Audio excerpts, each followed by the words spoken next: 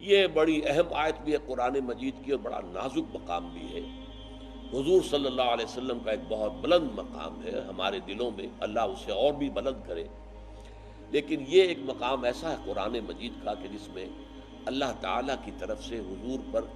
ایک قسم کا ظاہری طرح کا عتاب ہوا ہے۔ ہوا یہ کہ جب حضور صلی اللہ علیہ وسلم کے چہرے مبارک کے اوپر تلوار کا وار پڑا، ابن قمیہ تھا جس کے تلوار کا وار پڑا ہے، تو جو خود پہنا ہوا تھا آپ نے، اس کی دو کڑیاں آپ کی اس رخسار مبارک کی ہڈی کے اندر دھنس گئیں۔ ظاہر بات ہے اسی کے نیچے جو ہے وہ دانت ہیں، اوپر کا جو جبڑا ہے اس کے دانت، تو حضور کے دو دندان مبارک بھی شہید ہو گئے۔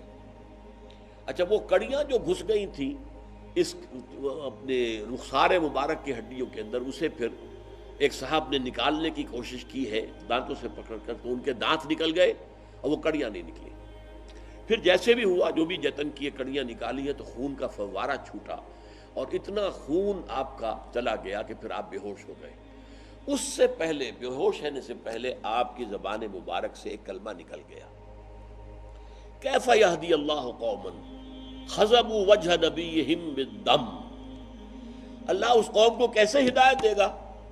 جس نے اپنے نبی کے چہروں کو خون سے رنگ دیا؟ اب یہ ذرا حضور کی شان کے مطابق بھی نہیں تھی بات، اور پھر یہ کہ فیصلہ تو اللہ کے ہاتھ میں ہے، اللہ کس کو ہدایت دے دے۔ لہذا یہاں وہ الفاظ لیس لک من الامر شیء، اے نبی آپ کے ہاتھ میں کوئی اختیار نہیں ہے، کسی کو ہدایت دینا نہ دینا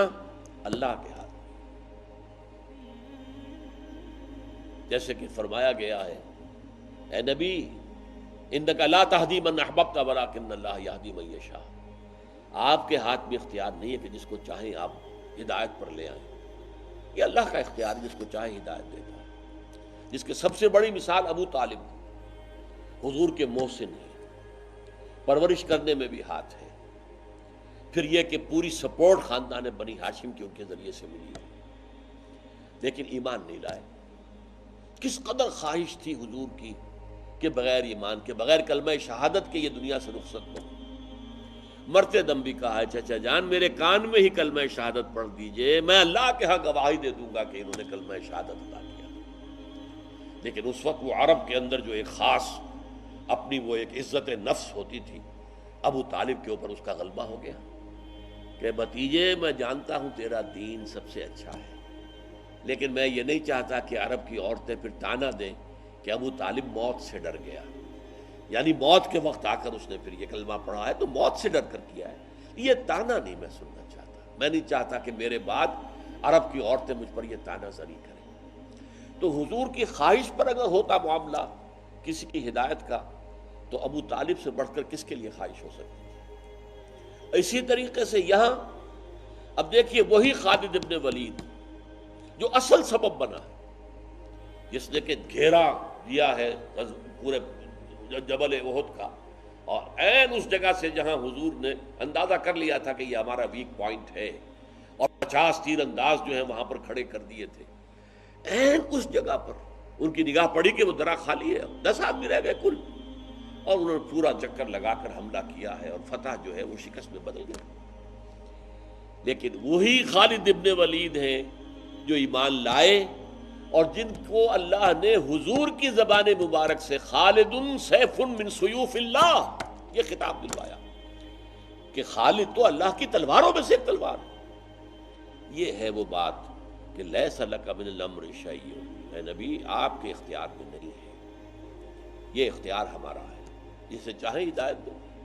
ابو سفیان بھی بعد میں ایمان لایا، خالد ابن ولید جو کہ پھر سیف اللہ، سیف من سیوف اللہ،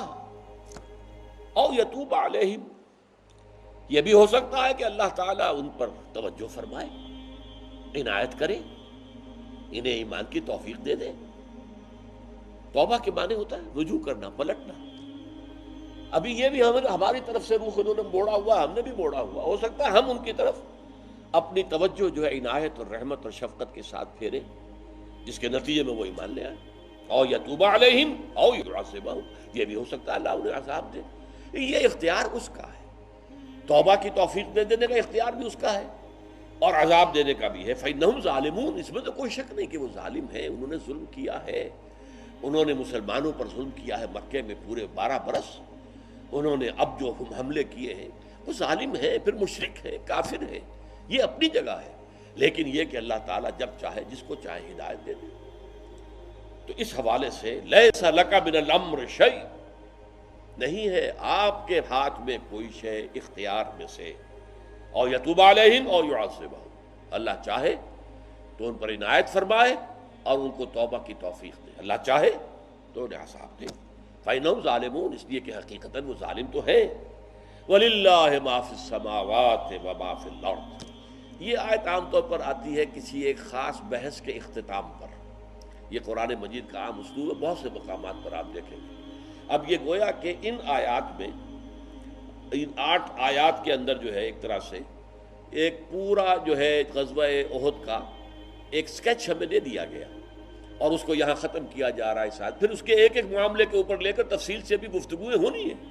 وہ تو 60 آیات، جیسا کہ میں نے عرض کیا ہے، 60 آیات پر مشتمل معاملہ ہے، کوئی چھوٹی سی بات نہیں ہے۔ للہ ما فی السماوات وما فی الارض، اللہ ہی کے ہاتھ میں ہے اور اللہ ہی کا اختیار ہے اور اللہ ہی کی ملکیت ہے، ہر وہ شے جو آسمانوں میں ہے اور ہر وہ شے جو زمین میں ہے۔ یغفر لمن یشاء ویعذب من یشاء، وہ جس کو چاہے بخش دے۔ تم نہیں آبجیکٹ کر سکتے اگر اللہ تعالیٰ قیامت کے دن ابو جہل کو بخش دے، ہو آر یو،